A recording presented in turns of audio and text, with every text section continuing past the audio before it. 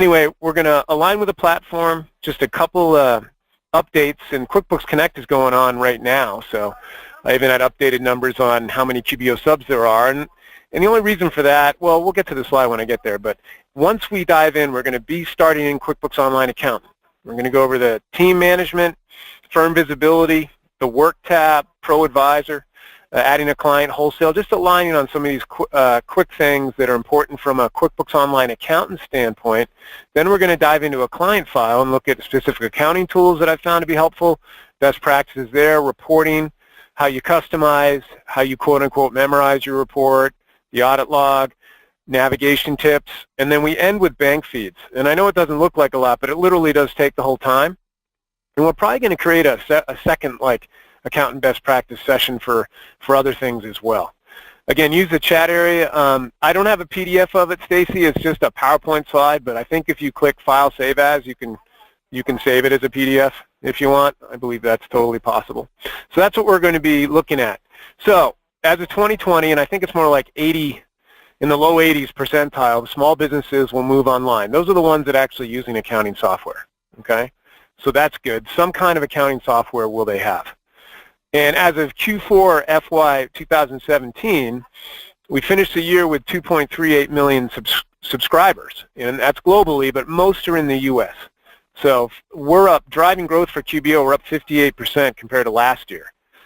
And if you look at the graph where in April 2007 we hit 100,000 subscriptions in QBO, so we've gone to 2.3 million since '07. And I remember just I grew up on the desktop since like '03, like many of you have. I started using QuickBooks Online in 2009, and so I'm supporting both platforms, as you probably are as well. But it's just an incredible amount of growth, 100,000 plus subs a quarter. The only reason I show this, because there's the self-employed in there too. We're almost already at like 400,000 self-employed subscribers. You might have some, Schedule C workers or whatever categories. We have a self-employed product that's online as well. Both are mobile. But the only reason why I show this is because it seems to be the trend. While we still have 2.5 or 3 million desktop users, right? So Intuit's supporting both platforms, but so the firm is too. And if you're here and you're not really digging QBO at all, based on these numbers, just to be competitive and not just for clients coming to you, so you support the whole ecosystem, but also, hiring staff out of school and stuff. They're probably not installing software. That whole kind of thing, those trends that are happening in the industry, and with better automation with QBO, which we'll dive into a little bit in the bank feeds and the rules. But just have some of your staff adept at QBO, and they focus on that while you focus on desktop. Either way, try to support both platforms. It's the only reason why I show that, because you should be seeing some clients asking about QBO. All right, and the whole point of today is just to align, well, how do I navigate it in a way that just makes it, a lot more efficient for me, So, because I'm used to desktop, et cetera. So I will be focusing on that. And then here are just kind of, to me, the no-brainers for why the cloud, right? Improving collaboration, not just with you and your client, right? No QBM file, accountant's copy file, backups loaded up onto your portal. What version is the client on? It doesn't matter, right? You're just logging into the single ledger of books in the cloud and doing your work and moving on to the next client. So no transfer of data files accessible anywhere, on the phone as well. And so some of these are just basic reasons of going to the cloud. The uncovering more insights, I think that's just about with the mobile app and creating transactions and how it just syncs right into the QBO file, because the mobile app is free if you already have QBO, so your client can be on your phone, because all your clients have two things in common at least, but at least the two are a credit card and a phone. So they can take a picture, of expense they made. It creates a transaction inside of QBO, matches to the bank feed.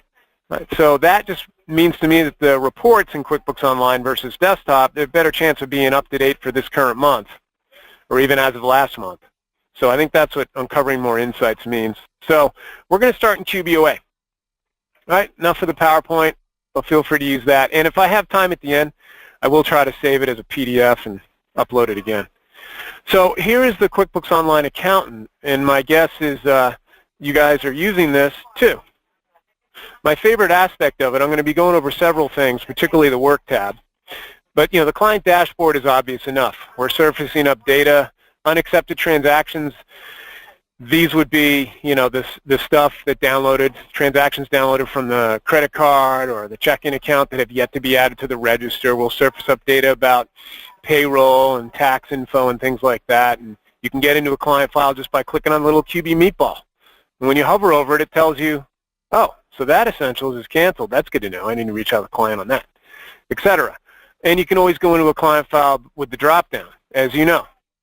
However, over here on the left, team, probably my favorite aspect or thing to point out for the firm, right? You're not going into QBO as your client, or you shouldn't be. There's no reason to. You know, they invited you as the accounting firm, and not everybody in the office needs QBOA. They just need to be a part of mine. So I can come in, I can create the QuickBooks Online Accountant, have all my clients that already have QBO, invite me, I accept the invite. That's how it builds out your list. The other way, of course, is to create the QBO sub from QBOA. We'll go over that next. But, you know, Ray, for example, is just a team member. She's a staff member, and I invited her to her own email, right? RayIsaac@live.com. That's Ray. And administratively, I give her no access to anything. So I don't want her to create subs or have access to our Your Books file, which is a free file we give the firm. I'll go over a little more of that in a second.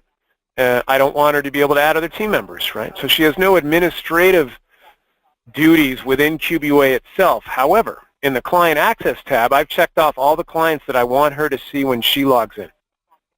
Okay? Oh, screen says not very clear. I will try to make it a little bigger. Hopefully it's a little bigger. That's real cranked on my side. That's the first time I've ever seen that. So let me know if anybody else, if the screen's not really clear. But I made it a little bigger. Hopefully that'll help. Thanks for the feedback. So I can check off, you know, the clients that I want her to see, right, and not give her any administrative duty. And you'll have, you know, you'll have other staff that have full access. Again, there's one master admin for QBOA. That's probably you or whoever in the firm signed up for it, right? But, you know, you'll choose the administrative access levels that you want your staff to be a part of. But as long as they're a part of, as long as they're checked off for a client, I'm saying. Like when Ray logs in, she's in Firefox, right? So I'm going to switch over to Firefox. Right? This is Ray. Now, already you can tell Ray doesn't have apps. She doesn't have team. She doesn't have the add user or add client tab in the upper right, and she has no access to Your Books. However, every single one of these files that Ray has access to, and I'm going to have her go into pause right now, more on that later, she's essentially a company admin in the file, or a type of company admin. So there's no way for me to restrict Ray from seeing the client's payroll or the registers or the bank feed or company financial reports, but you know, she's a team member, she's part of the firm. I'm going to expect that she's going to be accessing those areas. So your team members will be like a company admin on the client files you've given them access to. And you can choose which clients, you know, Ray sees. So the other part of this, too, is the Pro Advisor. And just real quick, a lot of you are probably certified in desktop, or some of you are desktop Pro Advisors. So now that's a paid thing, right? You pay yearly, $349 or $549, whether you need enterprise or not. Now, for every team member and anybody part of QBO, though, the QBO Advisor membership piece of this overall Pro Advisor program is totally free. So Ray can come into, that's why, you know, in Ray's view, you know, when she's in QBOA, she just has Pro Advisor because I wanted to go get certified. I wanted to go through the training and things like that. So I want her to see that. So anyway, so you have the certification QBO where you can take the exam and discounts for you. I like to mention this because you guys have special offers on apps. There's third-party apps and things like that, and discounts for you and your clients. Some of the apps are free for you. Some are not, but they always have an affiliate program. A lot of firms go out with QBO and an app or two as like a package. So there's that, too. You have accessibility to that. This is where you can go in to publish your profile and submit that or publish that out onto the Find a Pro Advisor website. And actually, for those of you who are desktop certified, you can connect to your accounts because you already have like a QuickBooks Account Edition license number, which is your Pro Advisor license number, and your customer account number, which your account manager can give you. Now, I'm in a different QBOA. This is the one that's actually linked to my Pro Advisor, and I have software and discounts. So every year, the last 3 years, I've been coming in here to download and install QBA 18 in Enterprise. So I don't go to the external Pro Advisor website, you know. So the QBO portion of the Pro Advisor is free, and not just for you, but everybody on your team that's part of the team. That's why you're inviting them as their own, you know, to their own unique email, right? And then you can even connect your desktop Pro Advisor membership with your QBOA login. Even as a team member, you're doing that to download your QuickBooks Accountant Edition or Enterprise Accountant if you're a desktop Pro Advisor. And you'll manage your profile and everything from here. Now, before we dive into a client, there's a couple other things. The Work tab. This is fairly new, a couple months. And at QuickBooks Connect, Rich Priest, the Vice President over all this, has been announcing some really cool stuff like Slack integration. I saw that. There'll soon be charts and graphs on your projects. Because this Work tab has the ability where you're creating projects, even recurring ones, as well as a client request for them to share a document. So that's what this is. You're just managing tasks and assigning them to your staff, the team members that you've invited to the firm, QBOA, and tracking things like, you know, status, due date, and who has it. You can also look at, by turning on the QuickBooks toggle, it brings in, you know, when payroll's due, as well as bank feeds. So you manage that. Now, for me, that gets kind of busy, so I typically turn the QuickBooks stuff off, and I'm just looking at the tasks and projects that I've created for myself and other members in the firm. And you can also look at it in a list view and for different statuses. So I can see everything that's been in to-do and in progress, and for this particular date range, like due in the next 30 days. Right? And, you know, who it's assigned to, so Leah, Ray, Kim, as well as the type it is, you know, project, or is it a task, or is it a request, which is a file share. So creating a project's pretty easy. You just click Create Project, and you fill out the information. It's going to be like monthly report, and reconcile, and feeds.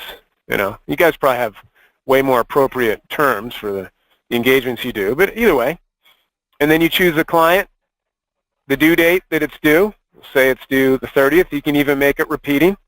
Monthly on the 30th, no end date. It'll show you the next 3 months. It'll just keep going and assign it to particular people, right? It's assigned to me, and then I can add subtasks within the project. So if it's a large project, and particularly a large project that's misspelled, you can assign subtasks and assign them to different, you know, team members as you go, right?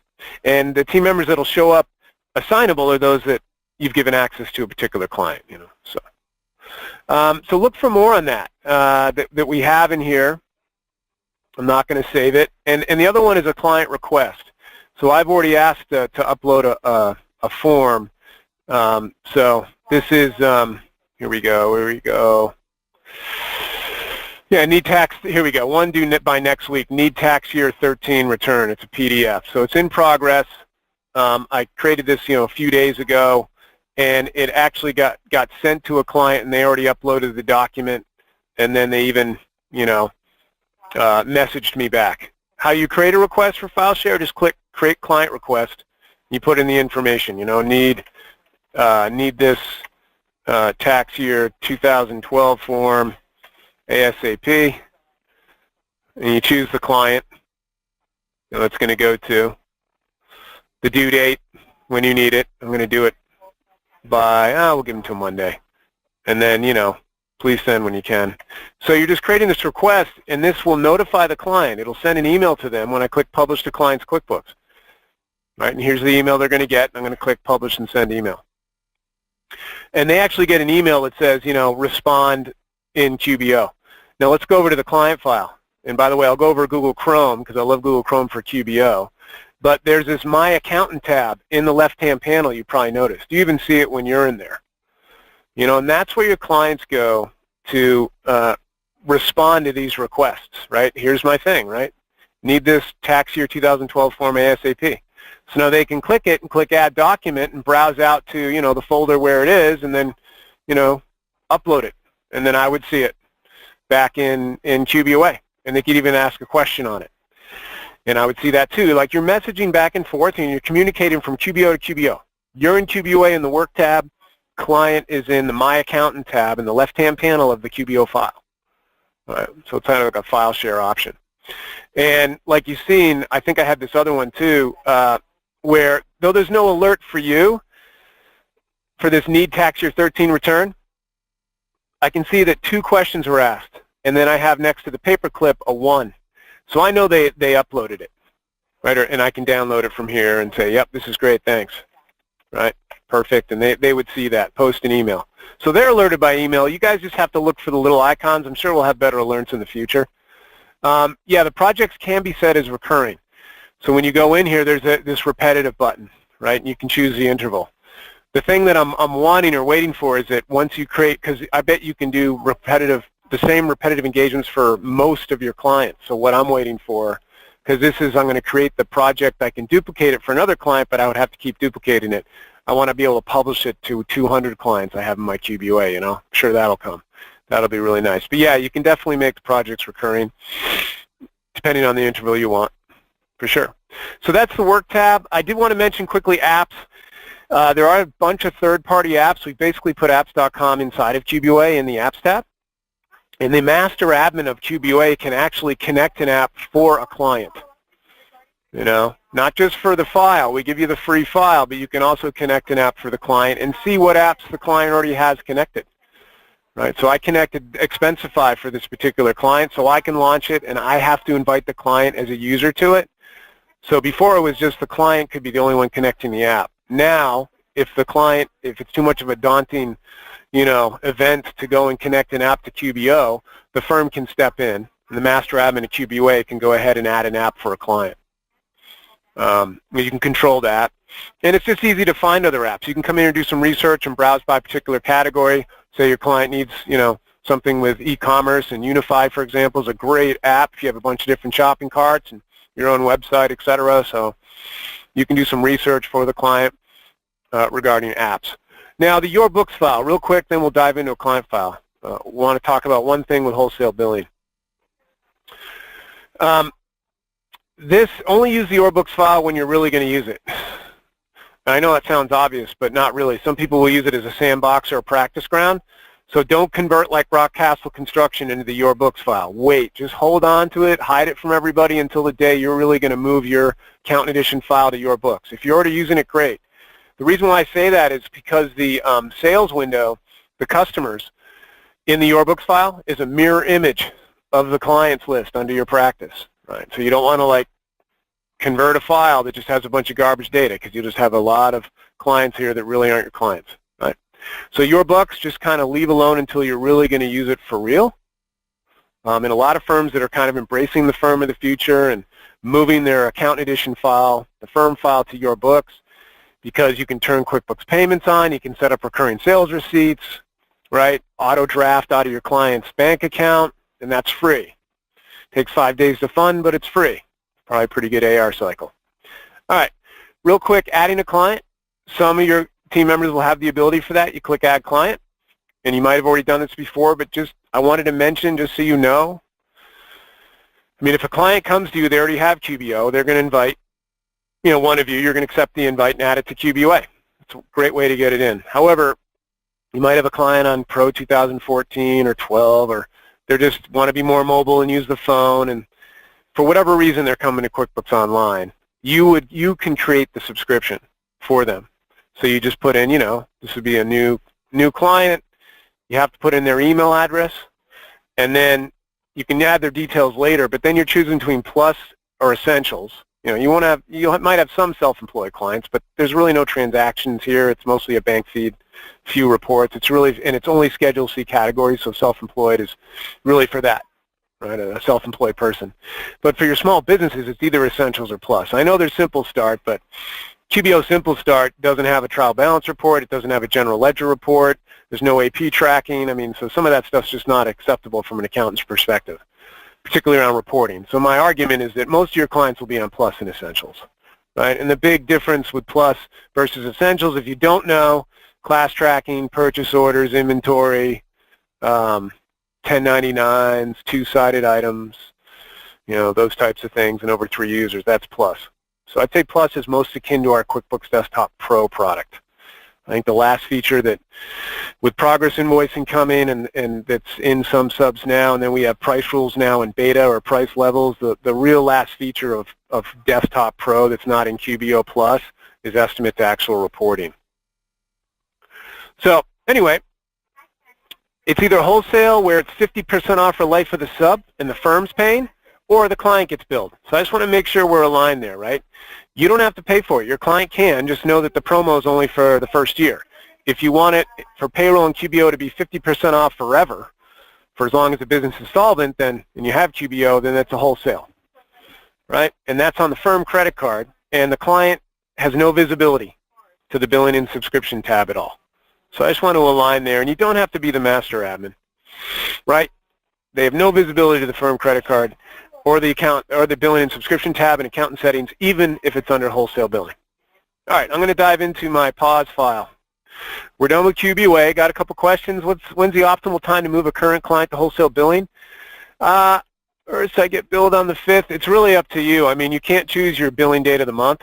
So if you get billed on the 5th, new billing cycle starts on the 1st. I think we prorate too, so you could do it at any time. I think we do a proactive discount, or we skip the next month for the client's billing or something when you put it on wholesale. And then thanks for that question. Then does QBO support purchase orders and sales orders? Purchase orders, yes, it always has, even partial purchase order receiving. Not yet sales orders. There is, no problem, Connie. Douglas, there is a delayed charge form, and you can use the estimate, but again, we're not tracking like that desktop premier level current availability, where no matter how many orders I have, I can see what I really have. And in QBO, it's like Pro. So like, I just see the quantity on hand, and Pro doesn't have sales orders either, right? That's Premier and Enterprise. So Pro also has this kind of lack of visibility of, well, if I promised 100 to this customer, another one calls, really I have 5 left, right? QBO and Pro don't know. Right? So sales orders not yet. Plenty of good third parties that do it, but thanks for that question. Batch entry, yeah. That'll be in the bank feeds, so I'll look at that. But we don't actually, QBO doesn't actually have the batch enter transaction module itself. All right, so navigation real quick, but thanks for these questions, everyone. And then we'll look at bank feeds and some tools. So when you're in QBO, and if you're used to desktop, you probably have the open window list, and that's how you have it, right? And you're just used to that. And QBO is different, right? And as you probably already noticed, radical departure from the desktop product as far as UI goes. You have the left-hand panel. A lot of these are pretty obvious, like accounting is going to be chart of accounts and reconcile. My account, we've already gone over that. You'll see it too, but that's really for your client to communicate back with you or upload something. Reports, payroll, which we're not covering today at all. And then you have sales and expense, banking is bank feeds, and the dashboard, right? Then you have, in this candy bar strip up top on the right, you have the plus sign. This is like all of the transactional forms within QBO. One way to get to them. Obviously, I can get the customer and vendor-related transactions from the sales or expense window, too. Kind of like desktop, there's a couple few ways to get places, but this is the only place I know to get to a journal entry. It's under the other column, under the spinny plus in the upper right, bank deposit. These are sometimes hard to find, so I like to hammer those down. You got some time entry here, whether you have payroll or not, and then customer vendor-related transactions. To Douglas's point, try out the delayed charge. It's non-posting. But again, there's not the current availability that Premier and Enterprise would have. The gear icon, operational things, like accountant settings. Though we're not going to go through these, this is like edit preferences. Right? If you don't see something in QBO, make sure you don't have to turn it on first. There is some stuff you got to turn on. And then manage users, this is where your client would go to invite you unless you created the sub from QBOA, then you wouldn't need to. Right? And I just want to go there real quick, just to hammer this home, is that I never, even if it's this sub is under wholesale billing, need to be up here. Me being up here doesn't give me anything, any benefit that I can't get down here. Because under wholesale billing, even Cheryl can't see the credit card on the firm, because in accountant settings, under wholesale, we remove the billing and subscription tab. And we only need one of us down here, and usually it's the master admin of the QBOA. I just like that consistent practice, but any full team member could be down here as the lead, because the rest of the firm that is accessing this pause pet shop file, they're team members of my QBOA, so they don't need to be down in this lower section, right? I just like that kind of visual of explaining it. but another way to get to reconcile recurring transactions and stuff. So gear icon, spinny plus, and now the search field, that'll give you the last 10 transactions entered, as well as you can search for like any report. I mean, it's going to show your customized reports first, and then it's going to go aging detail A to Z, all the reports. I mean, sometimes you can just come up and search for a report that you don't know where it is, you know, and it should, go back here real quick. Like, you know, I know you're using the transaction detail by account report in desktop, so, or look for, you know, so you can just type and start searching for reports.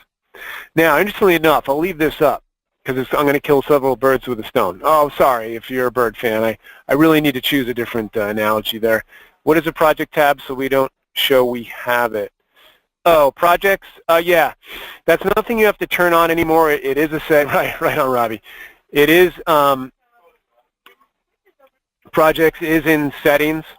You can turn it on. It's actually an advanced setting. It's just putting like, QBO Plus has the ability, although you can do it in Essentials too, it has the ability to pass through time and expense and do like profitability by customer and sub-customer, right? So there's like light job costing. Not like even what Pro can do, but still, if you want to pass stuff through or see a P&L by. And what we've done is just consolidated projects into one place. And by the way, I'll go there real quick, come back to reporting. How do I go to projects, but I don't want to lose my detail report? Like, let's say, you know, I'm clicking the little gear icon, looking at my columns.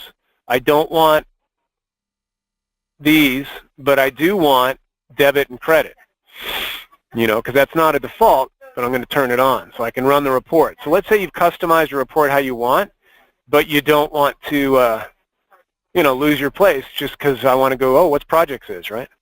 So you right-click the tab you're on and duplicate it.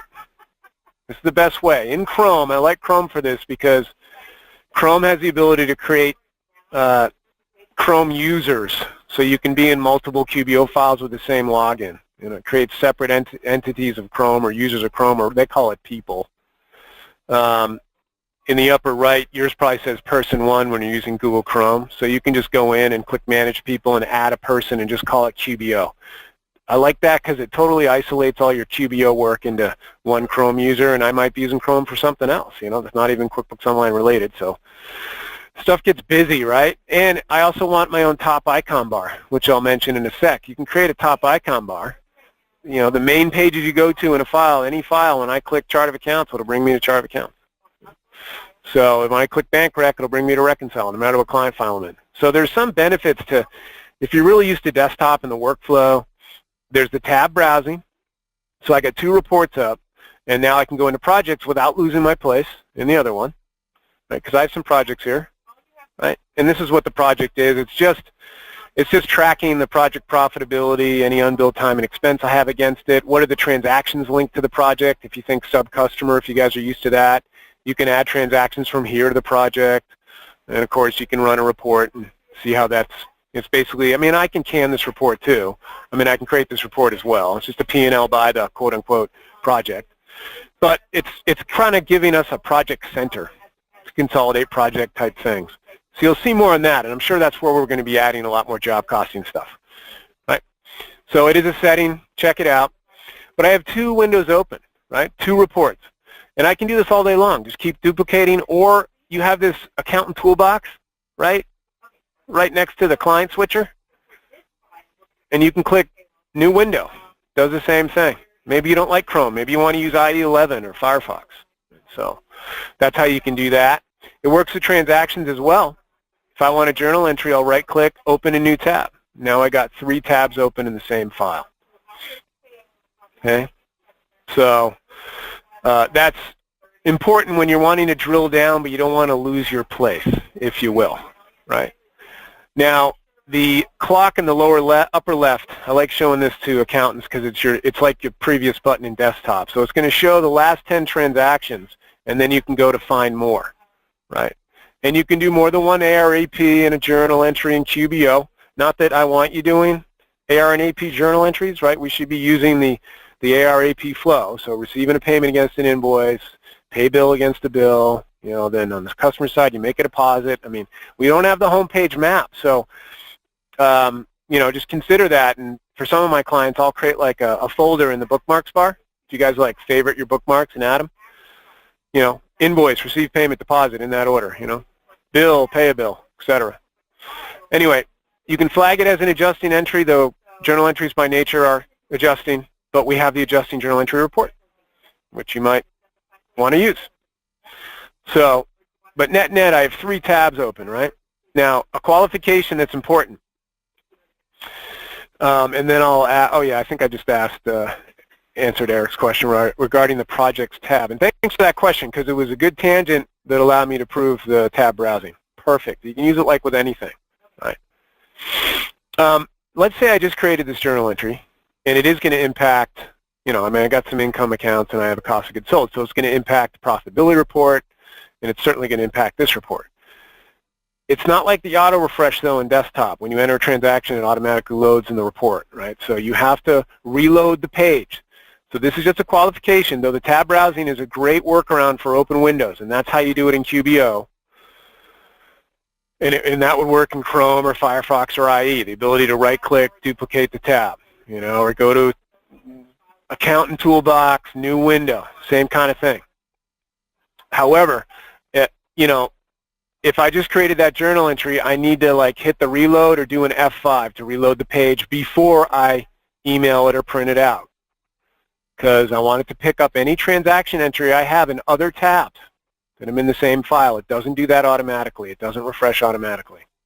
Okay, hopefully I've hammered that one home, because I just don't want a client calling you say, hey, the P&L looks pretty much like last month, so, right, and you did all these transactions in another tab because you saw this today, and you're going to start doing that, but make sure you reload the page before you send, right? So I did customize this report. You want to talk about memorizing. You're going to save the customizations, right? And we'll just 11, 15, 17 ABP. Oh, sorry guys, I think I turned off my number lock. There we go. Yeah.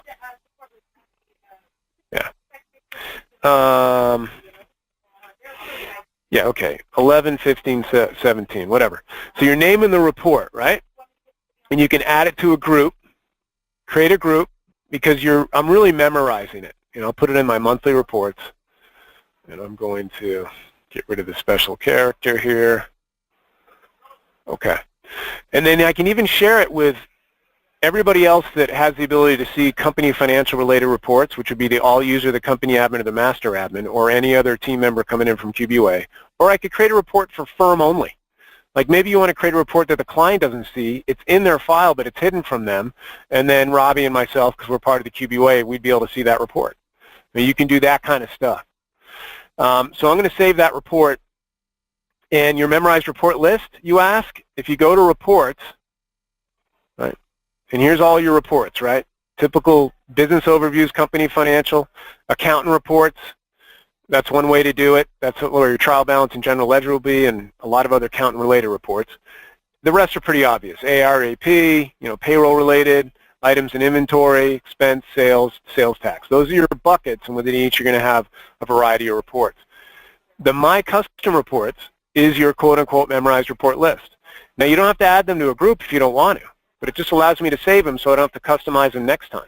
However, the ones that I did add to a group for a particular reason, because I can auto-send these. Let's say the D4 reports are important for some reason that Leah put together, and I can even see which team member of QBOA created the report, which is nice. You can edit the group to schedule it to be auto-sent, every week on Friday, because this particular CEO of the company, so my client, doesn't actually access QBO because they just have other things to do, and honestly, between you and me, I don't really want him in there. But I can email him this report, and it just becomes, it's just an invoice, it's just an email attached with a PDF. Right. So I just want to make sure you know there's auto-sending reports out of QBO, you add them to a group. There's auto-sending of transactions with recurring transactions.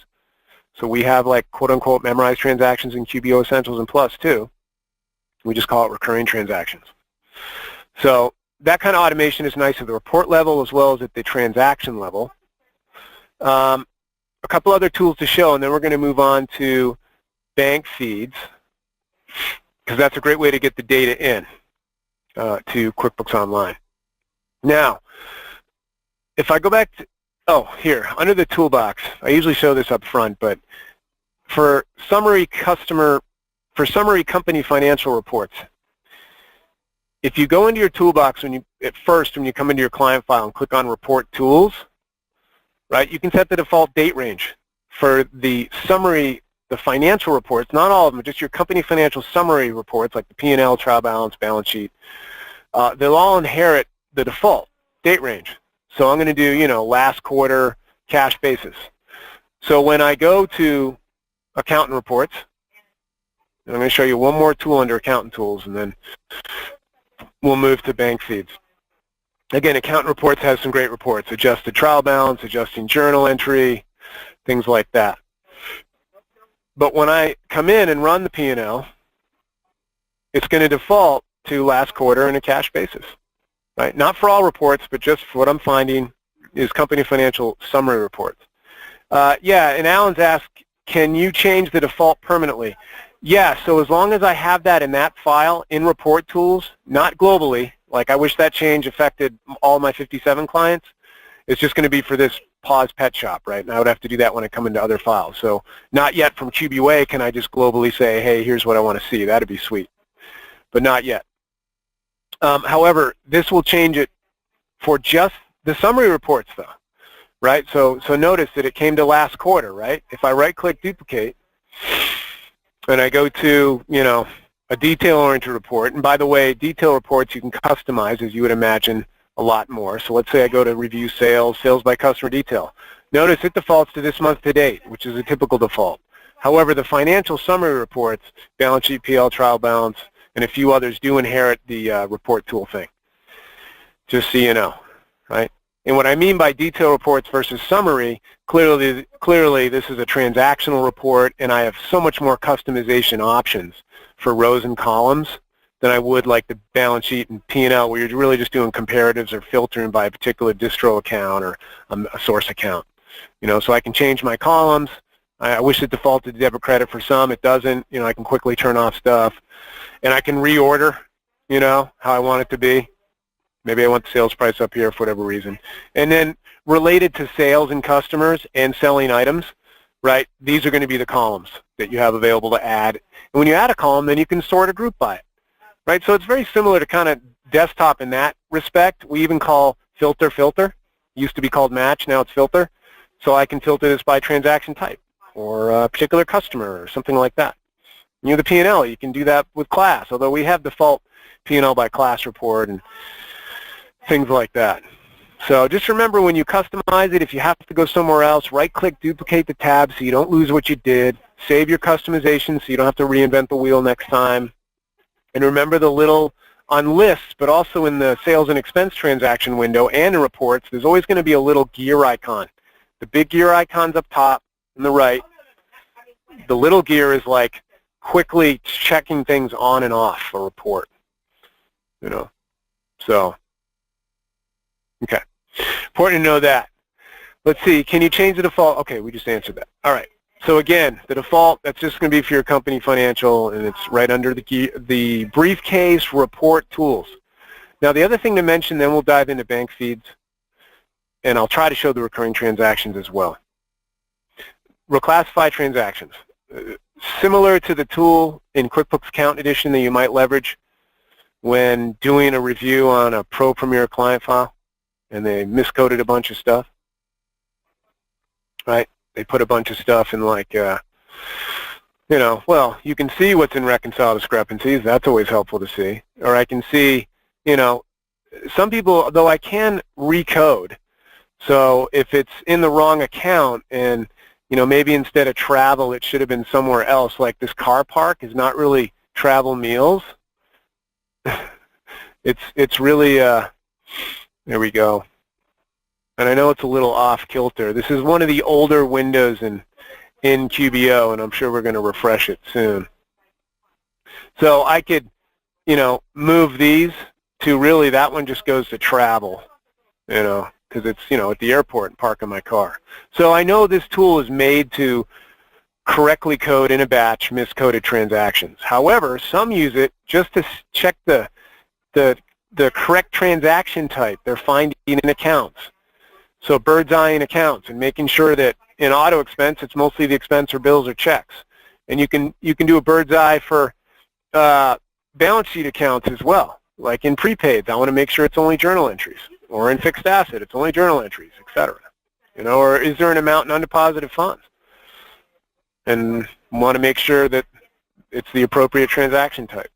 So some will use reclassify transactions for that purpose, as well as what it was designed for, which is to, when your client codes it wrong or they create a rule in bank feeds and it codes it just to some account that doesn't make any sense, you don't have to fix those one at a time. You just go in here and batch reclassify.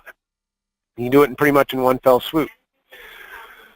Yeah, so some of my clients want a budget versus actual by class. Actually, on the report, there is a budget by actual report, and real quick, like when you're creating the budget itself under the gear icon, you just have to make sure you're choosing to subdivide by class, and then you're literally creating a budget for each class that you have. And oh, here we go. Here's the class. So if you're creating one for Fund A, it's a nonprofit or something. And again, it's just a P&L budget. It's not a balance sheet budget. It's P&L in QuickBooks Online. And you need plus for the budgeting. But as long as I don't know if they've subdivided already by class, because there is a report, though I know it's not super customizable. It's a business overview report. And it's just, there's a budget overview, and then there's a budget to actual. And we'll just open it up here because I want to see where I can rows columns. Oh, here it is. Yeah, so it's account versus customers, etc. I'm trying to see if I can filter. Yeah, still not yet. Let's see if the report itself. Yeah, see, I can't really group by. So try to create one for classes and see if they've created it that. I have over amount, non-active. Let's try customize now and see if it makes it add some. Yeah, okay. So right, I was just looking at a budget versus actual that I hadn't. You got to have subdivided the budget already when you create it, like for class. Then it'll turn on the ability to filter by a particular class. Now with the rows columns though, it's I don't have a group by, but I do have accounts versus classes, right? So the grid should be already assuming that, and then it'll be more based on class data. So there is one. It just that maybe they didn't create the budget to subdivide by class. You can click the name so they all together to save time. Yes, thank you, Clay. That's awesome. Okay, so that's kind of reporting. We've gone over some accountant tools. Remember the batch or classify. There is a trial balance in here where it's like a working trial balance. It's not the report. It's just like a working trial balance center. And if you are using ProConnect Tax Online, that's where you go to send the data over to ProConnect Tax Online. And there's a way to map the fields and stuff. And so that's just, you're in review mode. You don't have to do the data entry in PTO. It's literally sending it over. So that's kind of the center you would start from to do your mapping and send it over to PTO. And it, once a year, because there's not a lot of date ranges in there to change it, but I can view last year versus this year and over, under, and stuff like that, and do journal entries from there as well. So that's the working trial balance tool. Different from, you can always go to your accountant reports and run a trial balance report. And then we went over reclassify transactions. There is a way to see what's been voided and deleted. Very helpful, right? And then you have a few other things, right? Just wanted to consolidate, like for those of you that are used to another way to get to PTO, right? ProConnect Tax Online. But like the accountant menu in QuickBooks Accountant Edition. Right? Not the same set of features or list, but if you think the platform's like thematically similar, right? We want to create QBOA so that you and your staff can work off the same list, and we're going to give you some accountant tools. For instance, when you go to reconcile, if we go back to accounting, I just wanted to mention this, though I wasn't planning on showing this still. It's important to know, and then we'll dive into bank feeds. Got about 12 minutes left. And again, do appreciate your patience. Sorry I was a minute late jumping in. Typically, way early. But I had to do something on my end technically, and I'm glad it worked out, Better a minute late than not here at all, right? So I wanted to mention, history by account. If you need to undo a rec, yes, only you all have the ability to do that, right? This is where the undo feature is. Right. Then you can go to reconcile, etc. Okay, so let's look at bank feeds. Great way to get the data in, though I could probably start with bank feeds because I think it's a really important component of QuickBooks Online. You know, to go back to my contention, which is not earth-shattering, your clients have a couple things in common, the phone and a credit card. So, and of course they have the small business checking account or their checking account as well. You can connect bank feeds in desktop too, but in QBO, this is where the batch entry is. There's more batch functionality than the same feature or module within desktop. And you'll notice we're going to be working the checking account. They do a lot of debit card activity. I got 22 transactions of work. And then, so totally in QBOA, I'd see that I have 72 unaccepted transactions. You know, what does that mean? It means that they just haven't yet been added to the register. So I have the Visa connected and I have the checking account connected. And within each card, though you can upload data too from a file or something, if it's like a small credit union and there's no direct connection, typically it's going to be a direct connection and it's going to, whatever cleared yesterday is what's going to show up here, you know, today. So if they use their debit card, you know, yesterday, they'll probably see some stuff today. And I have an example with this Walmart I get into in a second. But within each card, you have 3 tabs: for review, in QuickBooks, and excluded. In QuickBooks is like already in the register. And it'll show like, you know, a bunch of stuff you added. Now the nice thing about this, talking about batch functionality, is if these 2 things are personal and shouldn't be in the file for whatever reason, you can click undo and take them out of the register. Like I can move stuff in batch if a rule was created incorrectly and there's just a bunch of garbage in the file, I can remove it into the for review tab, and then I can just exclude it, you know, totally delete it, because it's, you know, I'm just going to exclude it because it's not going to be in the books file for whatever reason. I'm sure there's other scenarios, things that we don't match to, you know, duplicates you're seeing or something like that. And then you have the excluded tab, which is where this stuff is, where you can literally just get it out of, you know, QBO entirely. So that in QuickBooks is helpful from an accountant perspective, because this is where you'll see what was recently added, particularly if your client is doing the bank feed, and this is where you can undo stuff in a batch. Now the for review tab is where you'll be spending a lot of your time, because this is stuff that's not yet been added to the register. It's waiting for me to work. And I have this Walmart here because it's where I get gas. It's right down the street. It's one of those green neighborhood Walmarts, and their gas is typically cheaper than other places. And I took the picture earlier because I was doing a firm demo this morning. The mobile app, right? The mobile app has this, you know, can enter some transactions as well, and I took a picture of a receipt. It created an expense for me in QBO. And that your clients will like that. QBO is really great for the clients that are on the go and mobile, because they'll be using their phone. They can create invoices on the phone. They can look at a couple reports, their chart of accounts, their list of items, customer vendor info, addresses. They can add all of these list elements and transactions, right? It's not full feature set of QBO, but it has, for the most part, what they need while they're going. They can even do the feed on their phone or a tablet. But I was able to take a picture, and it came in and matched to, that created an expense transaction in my register, and then when the debit card came down, feed came down this morning, it matched, right? And so we match so that we don't duplicate, right? That's the whole point of matching. Sometimes it'll be green, sometimes it'll be gray. I don't have any gray ones, but when you see the color gray and it says match, that just means, you know, click into it, you'll see a couple, 3 options. It means there's more than one possibility that it could be a match. And you can always click to find other matching transactions on the revenue or the, you know, the expense side, right? And you can even filter by transaction type, right? So it did match. And then when I go to the expense, because anything blue it'll bring you, you know, I'll see the attachment from this morning, right? And that's when I took the picture when I got gas yesterday. So if they need receipts, and, you know, they have these consistent vendors they purchase throughout the city, they're driving around or whatever, or they're on the fly, they can just take a picture. And it creates a transaction in QuickBooks Online, a posting transaction, in this case a debit card expense, right, from checking, but I know it's, you know, choose the account, etc. and it'll match to the feed so that it's not duplicated, right? And then the other stuff, I have some rules created depending on what's coming in.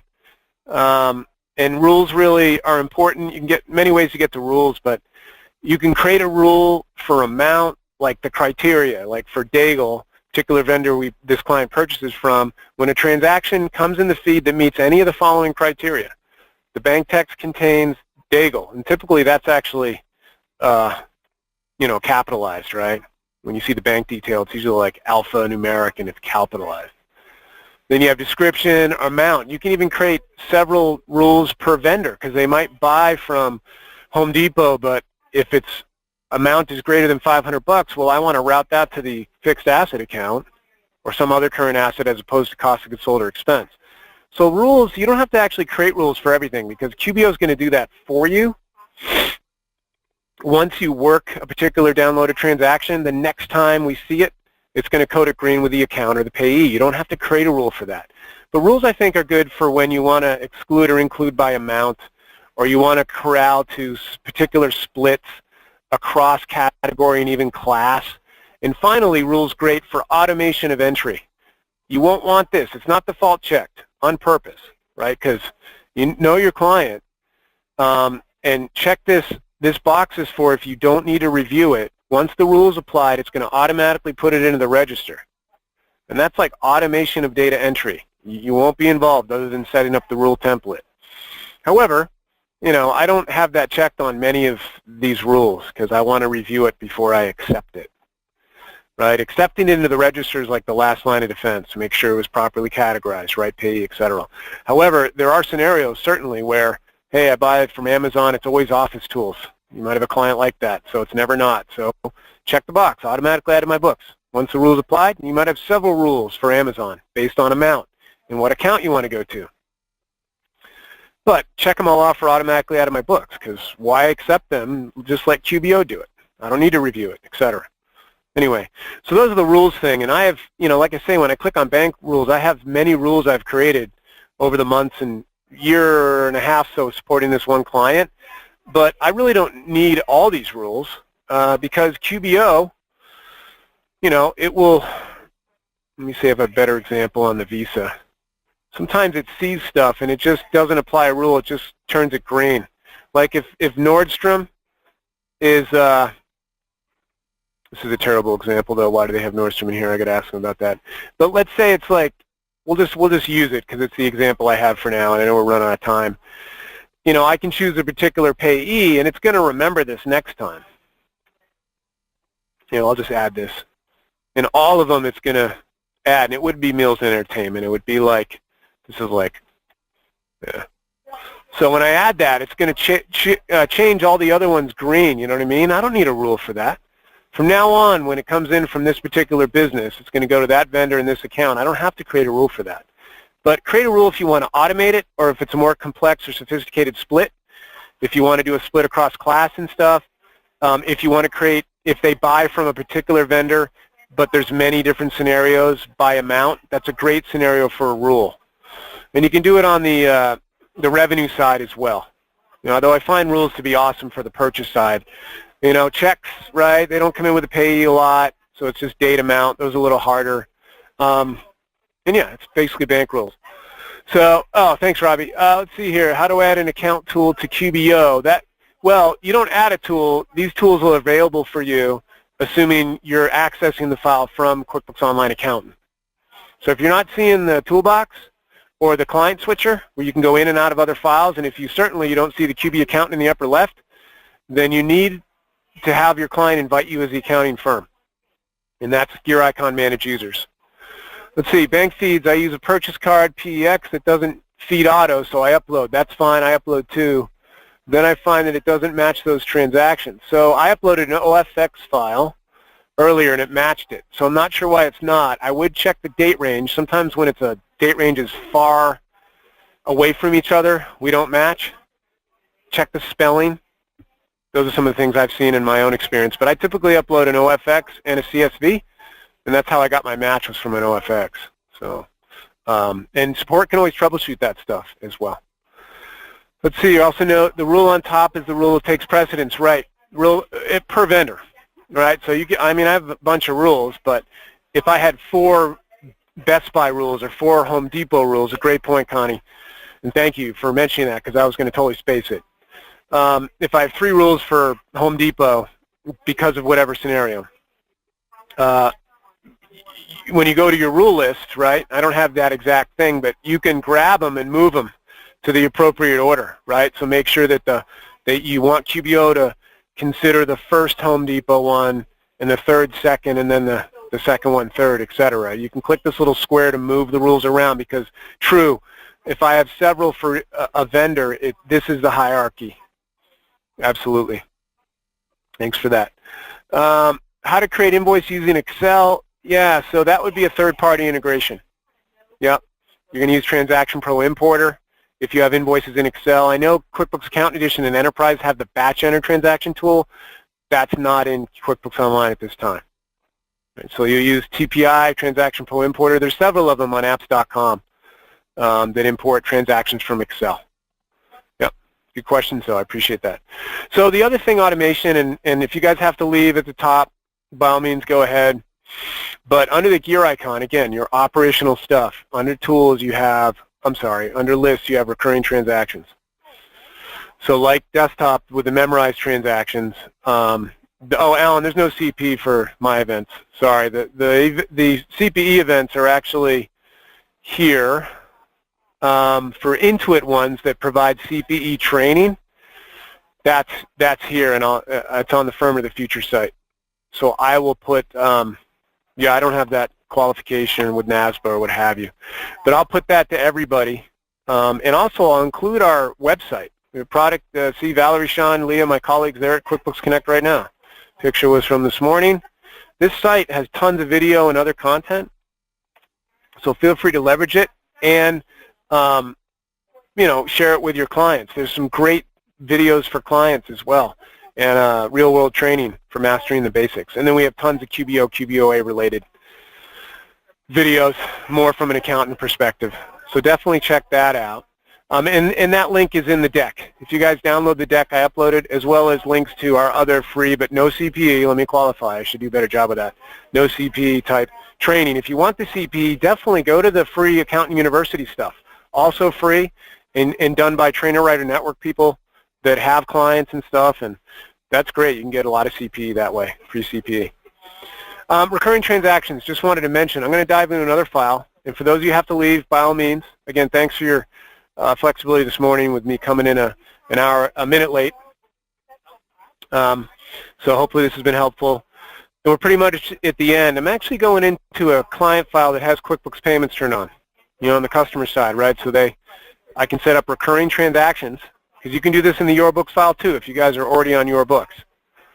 So if I go to recurring transactions, right, you can create, and in desktop we call them memorized, right, but it's the same kind of thing.